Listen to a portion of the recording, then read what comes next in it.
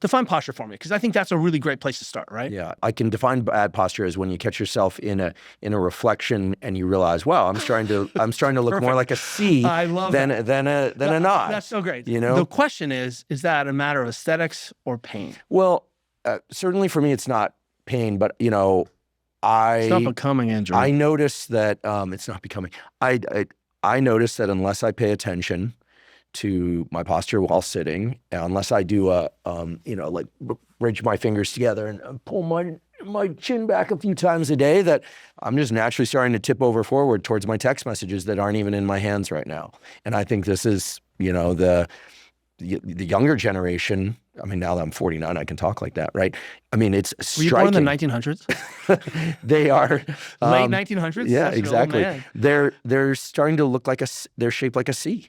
It's and I'm a big believer in people, especially men, doing neck work. I feel like if you, especially how about especially people doing neck work? Yeah, well, here's the thing. Anytime I'm happy to go there with this one, maybe even at the risk of being politically incorrect. Anytime I've suggested that women also do neck work, they say no. You should see my goalie daughter, because for every pound stronger your neck is, your reduction in concussion risk drops huge, a pound. Thank you. So we keep the iron neck by the door, and she walks in, and we have a video in our family where she's doing her iron neck training. She looks at me, she's like, "Dad, this is why I don't have a boyfriend." Thank you. Sorry, Caroline, but that's the way it goes, right? Because she's like, look at me, I look like an idiot. But she loves having a big, strong neck that can take the shot from the ball. Yeah. Listen, I wish everyone would train their neck. I had an accident where I fell off a roof, walked away from it. My neck was sore, but I heard it and felt it, and I was like, oh goodness. But it was actually from skateboarding stuff and falling, and that I started training my neck years ago and realized that, wow, when I train my neck, I'm one of the few people in my age cohort that doesn't complain about shoulder pain. Now, maybe I don't have full range of motion.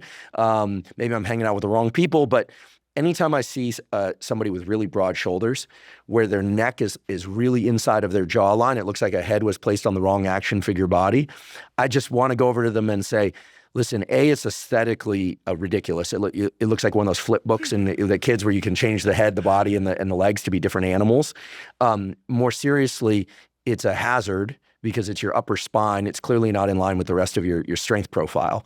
And the other one is the more incentive-based thing is, hey, listen, if you train your neck, everything else gets stronger, and your head and your brain is going to be safer. And as a neuroscientist, they usually listen to the last piece. So I'm so glad we're talking about this. I do bridges. I know that they can be risky with tongue on the roof of my mouth. I do bridges to the back, and then I do have a 4-way neck machine where I use a plate. Jeff Cavalier's got a great video of how to do this that we can link to how to do it safely. You gotta close the chain by having a hand on the ground, this kind of thing, to do it safely. But I've just found that neck work also serves posture.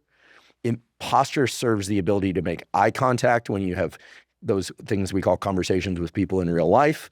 And I do think these things stack up to, we won't call it like psychological confidence, but the ability to meet somebody, like firm handshake, not trying to crush the other person's hand, look people in the eye, stand up straight, whatever your height.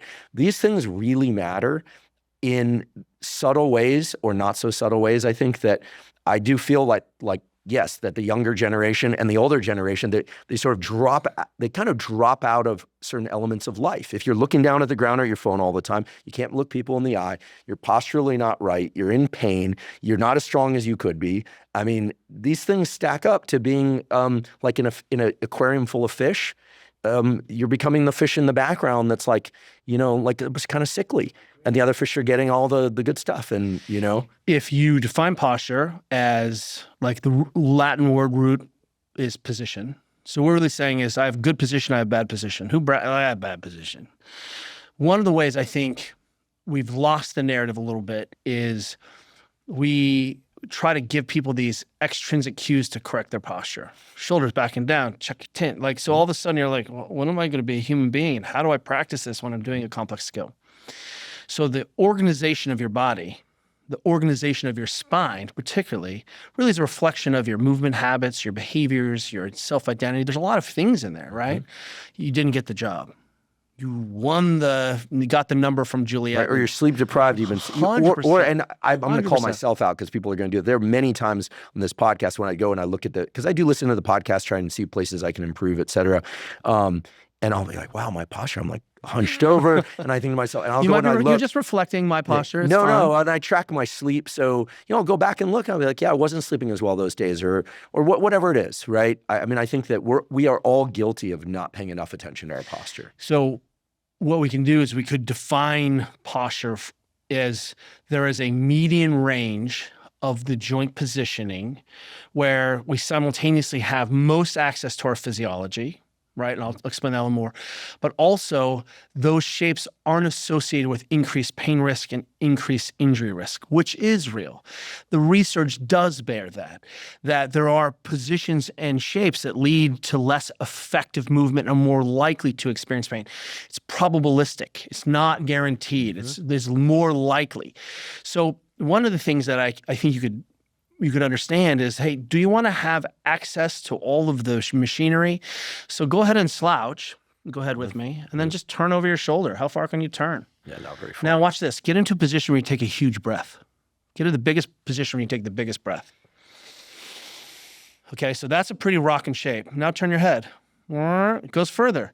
So by you being cued, can you adopt a shape, an organization of your trunk that allowed you to ventilate a little bit more effectively? You completely changed and reorganized your structure, which led to an improvement in output. So when I'm working with people, there's only two things I really can wrap my head around. One is, do you have normative range of motion? Yes or no? What are the tools we have to restore that and improve that? And does that expression give us greater biomotor output? Because those are objective measures. When biomotor output, I mean range of motion, force production, power, right? I see that and I can express the physiology in a unique way that makes me, more effective. And that is why you'll see suddenly we have this definition that is maintaining the physiology and aspects. I'm not going to have as good shoulder flexion with my arm over the head as when I'm sitting up taller or in a position where I can take a bigger breath. And I think that's what's really great, because that gets us away from good posture, bad posture into, hey, that position doesn't serve you as well in these circumstances. And in this position, I'm working with the pararescue team in the Air Force. The number one reason they were having back injuries was getting the litter out of the helicopter, because they have a litter, the soldiers there with all their gear on, they've got a lift from a totally weird flexed position, right? And this just turns out that's not a really effective posture, position, shape that transfers to handling these higher loads. So what do? We work on the range of motion. We give them skills to try to organize more effectively in that shape. And lo and behold, we can reduce injury risk and injury incident in those soldiers, right? So what we're always thinking about here is, let's get away from good and bad, and posture doesn't matter. And it also doesn't matter at low load, low speed. And I want to be very clear about that. So you can get away with murder at low velocities and low speeds, but speed kills. Oh, everyone's fine. But when that speed wobble starts to happen, we start to see greater likelihood of deflection from posture. Your abs don't work as effectively. You can't create the same intra-abdominal pressure, right? Check. So that's why we always are saying, hey, is this true that you're saying under high load, high speed when there's consequence? Because maybe this set of conditions works under these conditions, but it doesn't work across all conditions. And for me, I'm trying to take the best information I have working in sports and performance and trying to transmute that to my family, transmute that to my neighborhood and to the kids I'm working with.